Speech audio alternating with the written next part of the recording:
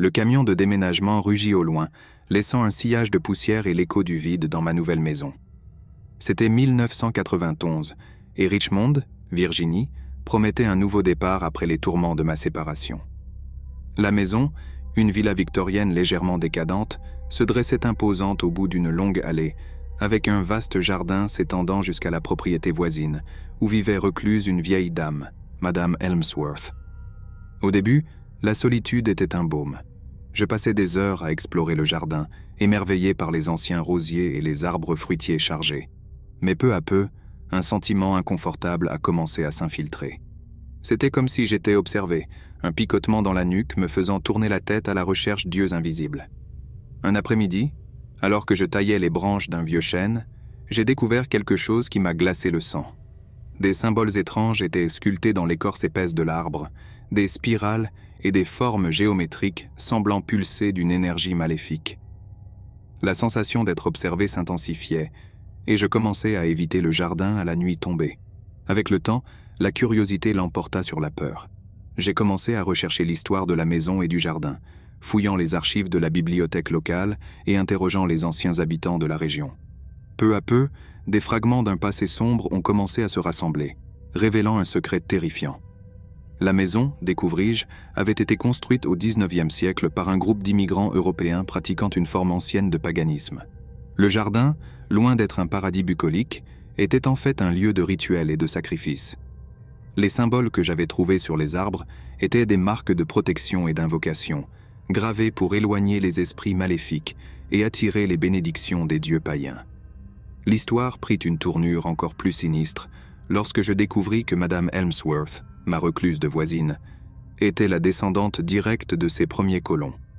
Elle était la gardienne du jardin, la dernière pratiquante de cette religion oubliée.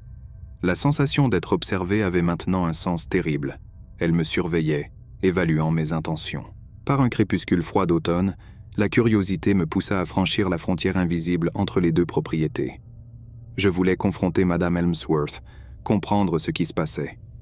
Je la trouvai au cœur du jardin, devant un autel de pierre couvert de bougies et d'offrandes. Elle était vêtue d'une tunique sombre, les cheveux blancs flottant comme un nuage d'orage.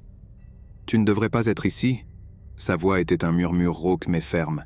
« C'est un endroit sacré. » J'ai essayé d'expliquer ma découverte, mon désir de comprendre l'histoire du lieu. Elle m'écouta d'un regard impassible puis dit « Ce jardin est plus ancien que tu ne l'imagines.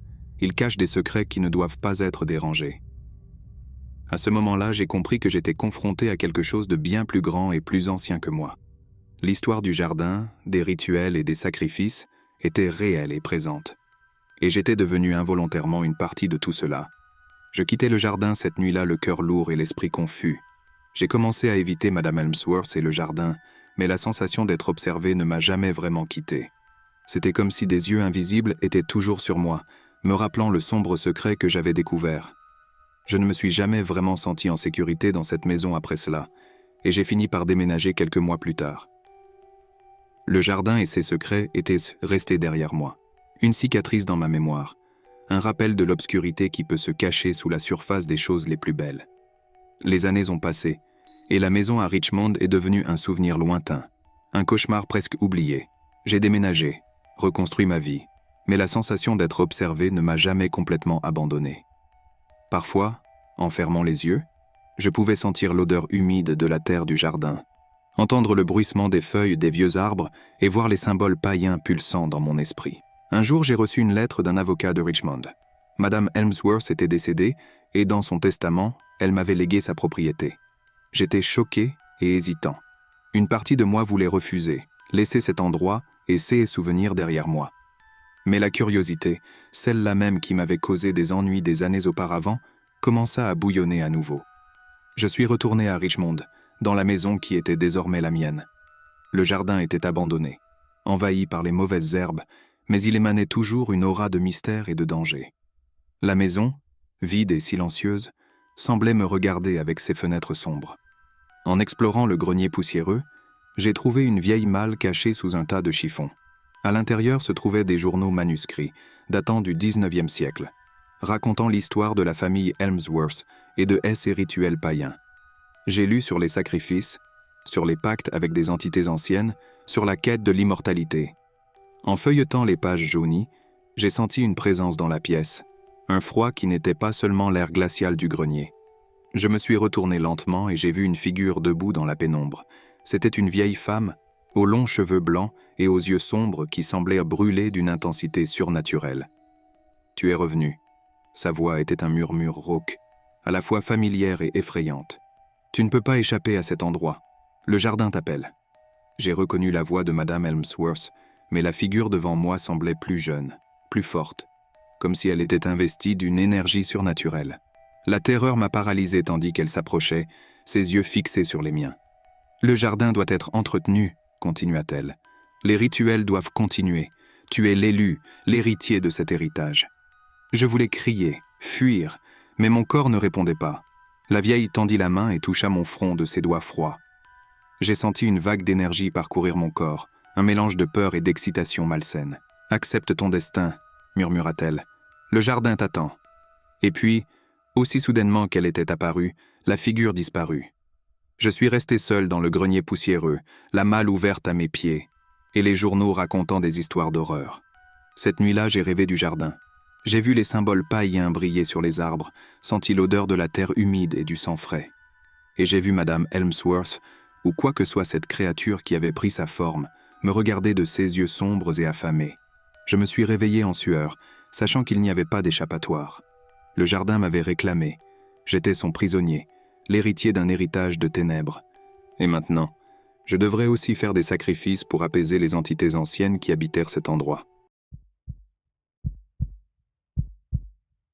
Je venais juste de déménager dans une banlieue paisible de Seattle, cherchant un refuge du chaos de la vie urbaine. La maison était parfaite. Un bungalow confortable avec une cour spacieuse et des voisins apparemment amicaux. Le couple à côté, les Miller, m'a accueilli avec un sourire chaleureux et une tarte aux pommes encore chaude. Il semblait être l'épitomée de la vie suburbaine idyllique. Cependant, au fil des semaines, une inquiétude a commencé à s'insinuer en moi. Il y avait quelque chose d'étrange chez les Miller. Ils étaient excessivement réservés, gardaient toujours les rideaux fermés et recevaient des visites nocturnes de personnes qui semblaient plus être des agents secrets que des amis du quartier. Une nuit, alors que je faisais quelques réparations dans le grenier, j'ai découvert quelque chose qui a intensifié mes soupçons. De petits dispositifs, ressemblant à des antennes, étaient installés sur les murs, dirigés vers ma maison. Ce n'étaient pas des équipements ordinaires et un sentiment d'invasion a parcouru mon corps. J'ai commencé à me sentir observé, vulnérable, comme si ma vie privée avait été violée. Au même moment, j'ai commencé à faire des cauchemars vifs et réalistes. C'étaient toujours les mêmes. J'étais pris dans un labyrinthe sombre, poursuivi par des figures obscures, incapable de crier ou de m'échapper. En me réveillant, je ressentais une fatigue extrême, comme si j'avais couru un marathon pendant la nuit.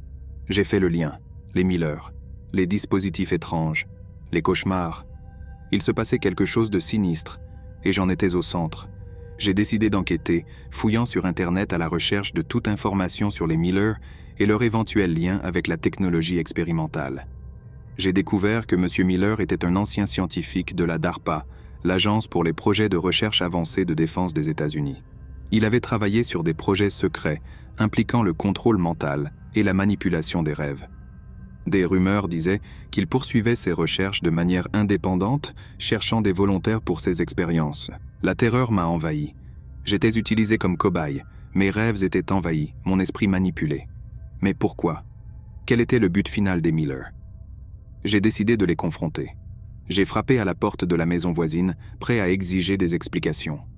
Madame Miller a répondu, avec le même sourire doux qu'à l'accoutumée. J'ai demandé après son mari, mais elle a dit qu'il était en voyage d'affaires. Je n'ai pas cru un mot. « Vous jouez avec ma tête », ai-je dit, essayant de garder une voix ferme. « Je sais pour les dispositifs, pour vos expériences. » Le sourire de Madame Miller a vacillé un instant, mais est rapidement revenu en place. « Je ne sais pas de quoi vous parlez, Phillips. Peut-être que vous travaillez trop, avez besoin de vacances. » Elle a refermé la porte devant moi. J'étais seul, entouré d'ennemis invisibles. J'ai décidé de fuir.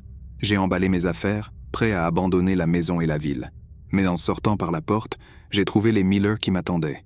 Monsieur Miller, avec un regard froid et calculateur, s'est approché de moi. « Où penses-tu aller, Phillips ?» a-t-il demandé. sa voix douce et menaçante. L'expérience n'est pas encore terminée. J'ai ressenti une vive douleur dans la nuque et tout est devenu noir. Je me suis réveillé dans une pièce blanche, attachée à une chaise. Les Miller étaient à côté de moi, me regardant avec un sourire sadique. « Bienvenue dans notre petit laboratoire, Phillips », a dit M. Miller. « Maintenant, continuons là où nous nous sommes arrêtés. » Ils ont placé un étrange casque sur ma tête, rempli de fils et de capteurs. J'ai ressenti une onde d'énergie parcourir mon corps, suivie d'une sensation de vertige et de nausée. Et puis, les cauchemars sont revenus. Mais cette fois, ils étaient différents. Ils étaient plus vifs, plus réels, comme si j'étais en train de vivre à l'intérieur. Et le pire, je n'arrivais pas à me réveiller. Je suis coincé dans ce cauchemar sans fin, mon esprit à la merci des Miller. Je ne sais pas depuis combien de temps ça dure, je ne sais pas si un jour je pourrai m'échapper. La seule certitude que j'ai, c'est que je suis perdu dans un labyrinthe d'horreur, mon propre esprit devenant mon pire ennemi. Ou peut-être que c'est le monde réel maintenant. Peut-être que j'ai été tellement conditionné, que mon esprit a été tellement reprogrammé, que la frontière entre réalité et cauchemar s'est dissipée. Peut-être que je ne suis qu'une marionnette de plus des Miller, dansant sur leur musique macabre. Il était 2005, et ma femme, Clara et moi étions excités par notre nouvelle vie dans un charmant appartement situé dans un vieux bâtiment au centre-ville. L'endroit avait une ambiance vintage, avec des planchers de bois qui craquaient et des moulures ornées au plafond. C'était le décor parfait pour notre nouveau chapitre. Cependant, l'excitation initiale a laissé place à un malaise croissant alors que nous commencions à remarquer des particularités chez nos voisins de l'appartement voisin. C'était un couple de personnes âgées, apparemment calmes et discrets. Mais il y avait quelque chose d'inquiétant dans leur silence absolu. Nous ne les entendions jamais parler, marcher dans l'appartement, ou même allumer la télévision. C'était comme s'ils n'étaient pas là. La curiosité a commencé à me ronger. J'essayais de jeter un coup d'œil par le Judas quand je sortais, mais je ne les voyais jamais dans le couloir. Clara pensait que j'étais paranoïaque, mais je ne pouvais pas ignorer le sentiment que quelque chose n'allait pas. Les murs de l'immeuble étaient minces, et lors d'une nuit silencieuse, alors que je lisais au lit, j'ai entendu un bruit étrange venant de l'appartement voisin. C'était un chant bas et monotone, comme un chant rituel. J'ai frissonné, sentant un froid inexplicable descendre le long de mon échine. J'ai essayé de me convaincre que ce n'était que mon imagination, mais le son s'est répété les nuits suivantes, toujours à la même heure. Un après-midi, alors que Clara était absente, j'ai entendu un bruit fort venant de l'appartement voisin. On aurait dit que des meubles étaient traînés sur le sol. J'ai couru vers le mur et j'ai pressé mon oreille contre lui, essayant de discerner ce qui se passait. Le bruit s'est arrêté brusquement, suivi d'un silence encore plus troublant. À partir de ce jour-là, le sentiment qu'il se passait quelque chose de sinistre dans l'appartement voisin est devenu insupportable. J'ai commencé à faire des cauchemars vivides, des images fragmentées de rituels macabres et de figures sombres. Clara était de plus en plus préoccupée par mon état mental, mais je ne pouvais pas me débarrasser du sentiment que nous étions en danger. J'ai décidé d'enquêter. Un après-midi, alors que nos voisins étaient, présumément, dans leur silence habituel, j'ai pris une chaise et je suis monté jusqu'à l'ouverture de ventilation au-dessus de notre armoire.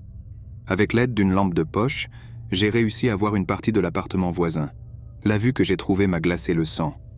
L'appartement était vide, à l'exception d'un cercle de bougies allumées au sol et de symboles étranges dessinés sur les murs, avec ceux qui semblaient être du sang. Au centre du cercle, il y avait une petite boîte en bois, fermée à clé. Je suis descendu de la chaise en tremblant, le cœur battant fort dans ma poitrine. Il n'y avait aucun doute. Nos voisins étaient impliqués dans quelque chose d'obscur et de dangereux. Mais qu'était-ce exactement? Et que contenait cette boîte? Clara et moi avons décidé que nous ne pouvions plus rester à cet endroit. Nous avons rapidement rassemblé nos affaires et déménagé dans un nouvel appartement, aussi loin que possible du vieux bâtiment et de ses sinistres secrets. Nous n'avons jamais découvert la vérité sur nos voisins et leurs rituels macabres. Mais l'expérience nous a marqués, avec un sentiment persistant de peur et la certitude que le monde cache des mystères plus sombres que nous ne pourrions l'imaginer. Et parfois, les nuits silencieuses, je peux encore entendre l'écho de ce chant bas et monotone, me rappelant l'horreur que nous avons vécue dans cet ancien appartement.